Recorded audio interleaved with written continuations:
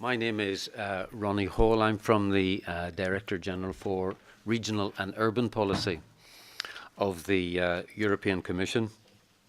I specifically have a responsibility, which you may have worked out by now, for international cooperation on regional and urban development policies.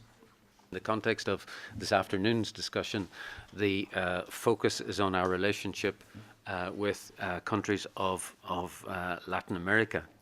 We have found over the last 7-8 years that more and more countries want to dialogue with the European Union on matters relating to promoting balanced territorial development, regional policy, urban policy. I suspect that this is to do with the fact that many of our partners are among the fastest growing economies at the present time, and it's a familiar pattern, I think, across the world that fast growth is often accompanied by widening territorial disparities, and therefore processes of growth often come up against constraints in terms of mobilizing a political consensus. So distribution policy is necessary. We in the European Union know that a distribution policy is necessary because it will not have escaped your attention that in the decision on the budget for 2014 to 2020 of the European Union, approximately 1/3 of the total resources will go to regional and urban development under the heading of cohesion policy.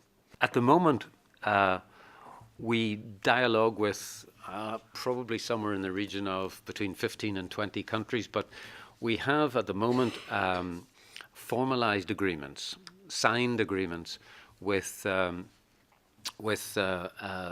countries. Tomorrow it will be 11 because we will be signing with Mexico. That is represented, I'm pleased to say, this afternoon. And hopefully in a few days, weeks at maximum, we will be signing our first supranational agreement with the Sistema de Integración de Centroamérica, which is the European Union of Central America. So this discussion this afternoon is with the most active group, I would say, that we have in international relations at the present time with the European Union on the theme of regional and urban development policy.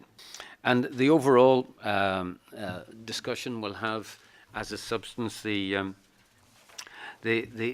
development of policies and strategies in Latin American countries that concern the theme of balanced regional development, territorial cooperation, cross-border cooperation, urban development, and matters of that nature. Ronald, thank you very much for inviting me.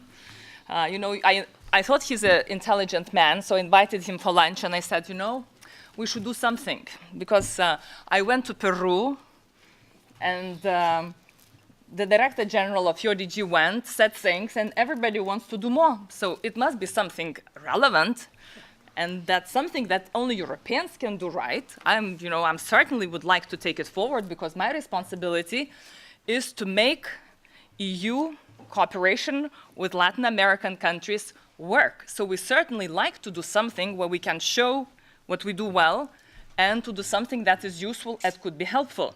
I think it's clear by now that the relationship between Europe and Latin America has changed profoundly over the last years. We are there to exchange our experiences. We are at the peer-to-peer level, learning, and so creating of networks as we're having today, this is for us something that is lasting, where we really can boost this whole learning process, and we can also take into the next step, which is institutional allegiance. We work as partners, and it's a way of showing that EU is also concerned about the same issues, and we have the solidarity, and there's a sign of approval, a sign of kind of quality of programs.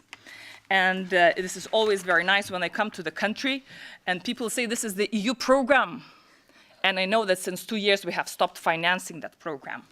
So it shows that there is a sustainability, that it's something built around the real need of the country, and it really met the demand that was at the time in a country. And that is the approach that we have in EUROsociAL. It is fully based on the ownership. It's driven by demand, and this is each time the question that we ask ourselves. If we engage in anything, is it the real need in the continent? Is the country really has this real need, the demand that we could meet? The sectors that we're particularly happy with, and I do believe would be quick candidates for the future, of course I would be listening very carefully to all the reflections today, include democratic governance, and including at the local regional level, which has to also take us to the issue of public finance management, certainly social policies, and justice and security. And we will certainly be able to support both the creation or strengthening of regulatory frameworks, institutional mechanisms, as well as planning and management instruments. But I don't want to take anything, Inma, from you because you know best all these things. You work daily on these issues. EUROsociAL, que es un programa de cooperación regional entre Europa y América Latina para ayudar a promover cambios en políticas públicas que mejoren la cohesión social, trabaja a demanda. Es decir, nosotros no hemos planteado que el desarrollo regional sea lo más importante que tenemos que hacer en América Latina, en absoluto. Es decir, teníamos una línea de actuación que se llamaba descentralización y teníamos que investigar en diálogo con los países cuáles eran sus intereses. Y ahí descubrimos que mucho más allá de los procesos de descentralización e incluso de la preocupación por el desarrollo local propiamente, había una preocupación generalizada en la mayoría de los países que estaban interesados en trabajar con nosotros en luchar contra los desequilibrios territoriales. O sea, en las políticas de combate a los desequilibrios territoriales que son mucho más fuertes en América Latina al interior de los países que incluso entre países. Entonces, esto es lo que nos dio el punto de partida para decir, bueno, hay preocupación porque el territorio no cuenta nuestras políticas en algunas de ellas. El territorio debe contar, es importante, y ahí hay procesos de territorialización de políticas sociales, procesos de gobernanza multinivel, procesos de política regional en sí mismo, de política distributiva entre regiones, etcétera. Entonces, cada uno de los países tenía unas inquietudes diferentes, pero todos coincidían en que el territorio era importante. Na América Latina, o contexto já mencionado pela Inma, nós tivemos um momento histórico de fortalecimento, né? Estamos vivenciando isso, fortalecimento de processos democráticos nos países, crescimento econômico na maior parte dos países, principalmente após a crise de 2008, nós temos um renovado interesse no fortalecimento do papel do Estado e das políticas públicas, a superação do planejamento de curto prazo. Os países da América Latina já estão pensando no planejamento de mais curto prazo, a adoção da perspectiva regional nas suas políticas públicas, as mudanças, né, dos países que acabam ensejando novas demandas por políticas que promovam a equidade. E esse interesse foi demonstrado em diversos eventos promovidos pelo EUROsociAL e CEPAL, onde houve a participação do Brasil também, né? Então, em Bogotá, em Santiago do Chile, em Lima, na Guatemala, ficou latente a necessidade de desenvolvermos, de trabalharmos de uma forma mais forte a questão regional, a redução das assimetrias regionais nesses países. Al final, a política regional europea ha llegado a la conclusión de que sí es cierto que hay elementos necesarios como las infraestructuras, las telecomunicaciones, el respeto del medio ambiente, pero que al final solamente hay desarrollo si se genera competitividad en el sistema productivo y para eso la innovación es clave. Y eso explica también que en el periodo de programación actual de la política regional europea, las condicionalidades o las exigencias que la Comisión ha puesto a los países miembros son tener una estrategia regional de innovación inteligente, una estrategia nacional de innovación inteligente, tener una política de pymes, es decir, la mayor parte de la política regional europea se concentra precisamente en generar la capacidad en las regiones de hacerse ricas a ellas mismas como forma de generar luego equilibrio social, equilibrio territorial, etc.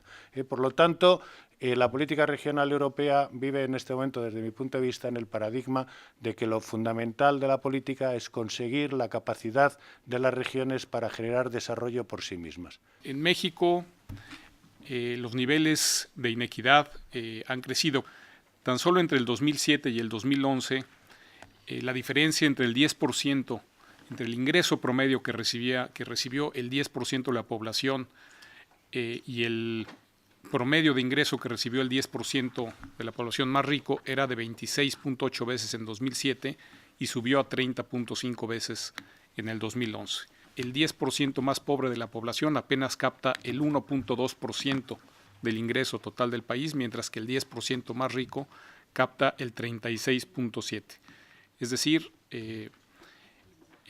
si bien la desigualdad en el mundo ha crecido, sobre todo desde la crisis del 2008, en México este es un fenómeno que nos preocupa y nos preocupa mucho. Si ustedes analizan, por ejemplo, el índice de marginalidad en el país, pueden ver un sur del país mucho más pobre que el centro y que el norte. Si analizan un índice como el de pobreza extrema, pues también vemos una región del sur-sureste mucho más pobre que el centro y que el norte del país. Y si vemos el índice de competitividad, pues es lo mismo. ¿Podríamos hablar de 3 Méxicos distintos? Sí podemos hablar de 3 Méxicos muy distintos desde una perspectiva territorial, desde una perspectiva regional. Y cerrar esa brecha, esa desigualdad, es la preocupación en estos momentos de la política regional en México. ¿Qué sigue? Desde nuestro punto de vista, pues la formalización de una alianza, asociación estratégica con la Unión Europea, de la red con la Unión Europea. Me parece que los temas que están ahí en pantalla podrían ser, digamos, el contenido de esa alianza, como por ejemplo la gobernanza transfronteriza y el desarrollo transfronterizo. Muy importante, al menos en México, es un tema que nos ocupa, la gestión y la gobernanza de las zonas metropolitanas, la armonización de estadísticas e indicadores, en lo cual con el liderazgo de Brasil se ha avanzado mucho, pero aún nos falta mucho por hacer en América Latina para poder dialogar en los mismos términos. Esquemas e instrumentos de financiación del desarrollo urbano y regional y la instrumentación de un diálogo permanente, ¿no?, entre la red y la Unión Europea. En suma, que el papel que ha jugado EUROsociAL desde la perspectiva de México ha sido fundamental y hacemos votos porque haya continuidad a estos esfuerzos por muchos años más. Muchas gracias.